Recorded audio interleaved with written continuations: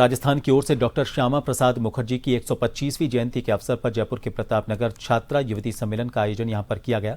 कार्यक्रम को संबोधित करते हुए भाजपा प्रदेशाध्यक्ष मदन राठौड़ ने कहा कि भारत के स्वतंत्रता संग्राम और स्वतंत्रता के बाद राष्ट्र निर्माण में कई ऐसे राष्ट्र नायकों का अमूल्य योगदान रहा जिनके बारे में समाज, विशेषकर युवाओं को पर्याप्त जानकारी नहीं मिल सकी। हमारे इतिहास को सीमित दायरे में प्रस्तुत किए जाने के कारण कई महान विभूतियों के त्याग, तप और राष्ट्र निर्माण में उनके योगदान से नई पीढ़ी अनभिज्ञ रही है। वहीं सम्मेलन को संबोधित करते हुए राज्यसभा सदस्य डॉक्टर अलका गुर्जर ने कहा कि प्रधानमंत्री मोदी के नेतृत्व में अनुच्छेद 370 हटाकर जम्मू कश्मीर को विकास और समान अधिकारों की मुख्य धारा से जोड़ने का ऐतिहासिक काम किया गया। तो बीजेपी महिला मोर्चा राजस्थान की ओर से यह आयोजन किया गया था, जो डॉक्टर श्यामा प्रसाद मुखर्जी की 125वीं जयंती के मौके पर था। जयपुर के प्रताप नगर में छात्रा युवती सम्मेलन का यह आयोजन हुआ। कार्यक्रम को भारतीय जनता पार्टी राजस्थान प्रदेशाध्यक्ष मदन राठौड़ ने भी संबोधित किया।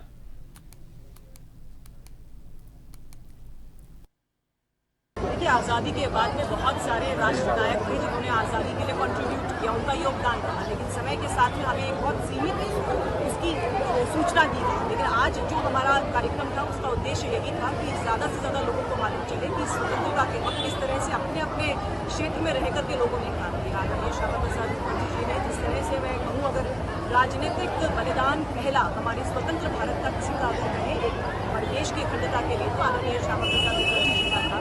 इस तरह से एक देश के अंदर एक विधान, एक निशान, एक प्रधान, उसके लिए लगातार उन्होंने काम किया और अखंड भारत के लिए जो उनका योगदान था वो बच्चों में भी जाना चाहिए, वो सभी जगह जाना चाहिए। और इसीलिए आज छात्राओं का, युवतियों का हम लोगों ने वहाँ पे प्रोग्राम किया, जिससे कि इनको भी मालूम चले कि हमारी स्वतंत्रता संग्राम के वक्त और उससे पहले हमारे महापुरुषों का क्या क्या कॉन्ट्रीब्यूशन। भारतीय जनता पार्टी का आपको ध्यान है, जन्म हुआ था राष्ट्र को एक करने के लिए, अखंड भारत के लिए। चुनाव कभी हमारा एजेंडा रहा ही नहीं है। वो विचार जो देश को आगे ले जा रहा है अखंड भारत के निर्माण के लिए, उसकी जानकारी हमारे बच्चों को भी होनी चाहिए। एक बात बताऊं, एक देश में एक कानून यदि होता है तो किसको आपत्ति है? सबको एक अवसर मिलना चाहिए। जो सुविधा मेरे लिए है वो सुविधा पड़ोसी के लिए भी हो। इसमें दिक्कत कहाँ है? मुझे नहीं समझ में आता। जो कानून मेरे पर लागू है वो कानून और लोगों पर भी रहे। इसमें मैं सोचता हूँ कि किसी को आपत्ति होना नहीं चाहिए। जहाँ तक सुझाव लेने की बात है तो बहुत और अच्छी बात है कि हम सर्व समाज से सुझाव ले रहे हैं। उनके सुझावों को कितना सम्मिलित किया जा सकता है, समन्वय के साथ समझा करके राय बनाकर एक कानून बनाएंगे जिसमें उनके सुझाव भी सम्मिलित होंगे।